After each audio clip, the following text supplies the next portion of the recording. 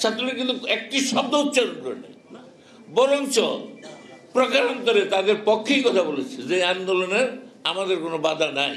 তারাই প্রথম সেই লাঠি সোটা নিয়ে আক্রমণ করেছে। বীর মুক্তিযোদ্ধারা বঙ্গবন্ধুর নির্দেশে জীবন বাজি রেখে এই দেশকে স্বাধীন করেছে। সেই মুক্তিযোদ্ধাকে আমি চাকরি না দিয়ে কি আমি রাজাকারের বাচ্চাকে দেব? এর চেয়ে সত্য কথার কি? এই সত্য কথাটাই তিনি বলেছেন। এই দুইজনের মধ্যে কাকে দিবেন? সেইটাকেই মিস ইন্টারপ্রিটেট করে, অর্থাৎ সেইটাকেই ভুল ব্যাখ্যা দিয়ে পত্রপত্রিকার মাধ্যমে ওনারা বলছে যে উনি সবাইকে রাজাকারের বাচ্চা বলেছে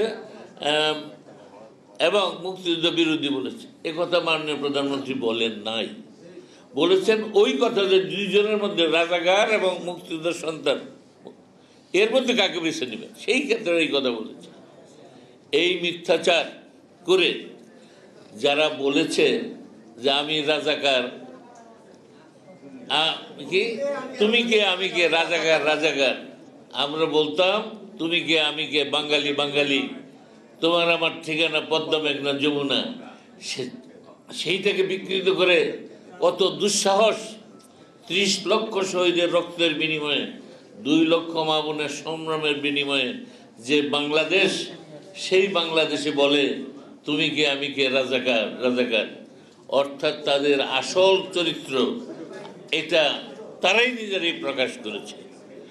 দ্বিতীয়ত, যতদিন আমাদের কোমলমতি ছাত্রছাত্রীরা কোটা বিরোধী আন্দোলন করছিলেন, আমাদের মাননীয় প্রধানমন্ত্রী বলেছেন, আমরা বলেছি যে ওরা ওদের দাবি, একজন এই দেশের নাগরিক হিসাবে একটা দাবি করতেই পারে, সেইটা কর্তৃপক্ষের কাছে দাবি করতেই পারে। আপনারাও অনেক সময় অনেক দাবি সরকারের কাছে করি, দাবি করে তো কোনো অন্যায় না, করতেই পারে এবং তারা নিয়মতান্ত্রিকভাবে আন্দোলন করতে পারে, কেউ বাধা দেয় নাই।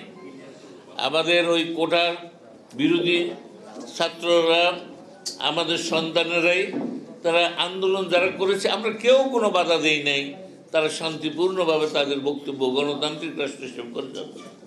কিন্তু এরপরে যখন বললো তুমি কি আমি কে, রাজাকার বলে হল যে তছনছ করলো, সব কিছু ভাঙচুর করলো, হলের গেট ভেঙে দিল, আপনারা দেখেছেন। তারপরে আপনারা লক্ষ্য করেছেন যে স্বাধীনতা বিরোধী সেই আলবদর আল শামসের বংশধর যারা, সেই ছাত্র শিবির এবং বিএনপির প্রেতাত্মা যেগুলো ছাত্র দলের ছেলেরা মেয়েরা এবং বহিরাগতরা ঢাকা বিশ্ববিদ্যালয়ের বিভিন্ন হলে ঢুকে কি তাণ্ডব চালিয়েছে, চট্টগ্রাম বাংলাদেশ সর্বত্র। এবং সেই প্রেক্ষাপটে স্বাধীনতার সপক্ষের লোক, আমাদের ছাত্রলীগের উদ্যোগে একটা সভা হয়েছিল আবার রাজু ভাস্কর্যের এখানে, সেখানে কি বলেছে ছাত্রলীগের প্রেসিডেন্ট সেক্রেটারিরা, যে আমাদের আন্দোলন, কোটা বিরোধী আন্দোলনের বিরুদ্ধে কোনো কথা নেই, এটা ওনারা করতে পারেন, সরকার বিবেচনা করবে, তবে জনগণের জান মালের যাতে কোনো ক্ষতি না হয়, জীবন যাত্রা যাতে ব্যাহত না হয়, আমরা সেই ব্যাপারটা সকল আবেদন করি এবং সেটা নিশ্চিত করবো। এটা মানুষের সপক্ষে, এবং ওদের বিরুদ্ধে কোনো কথাই বলবে। ছাত্রলীগ কিন্তু একটি শব্দ উচ্চারণ করে নেই, বরঞ্চ প্রকারান্তরে তাদের পক্ষেই কথা বলেছে যে আন্দোলনের আমাদের কোনো বাধা নাই, তবে আমরা মানুষের জানমাল যাতে চলাফেরা বন্ধ না হয়, সব কিছু যেন ঠিকঠাক থাকে, আন্দোলনের নামে যেন সন্ত্রাস অত্যাচার অবিচার মানে জ্বালাও পুরাও না হয়, সেটার কথা ওনারা অ্যাপিল করেছেন।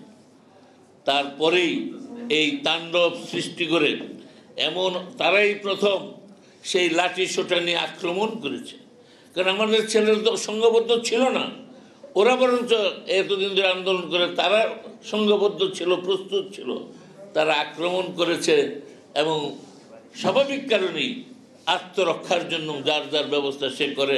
ছাত্রলীগ বা ওই বিশ্ববিদ্যালয়ের ছাত্ররা তারা নিজেদের আত্মরক্ষার জন্য চেষ্টা করেছে।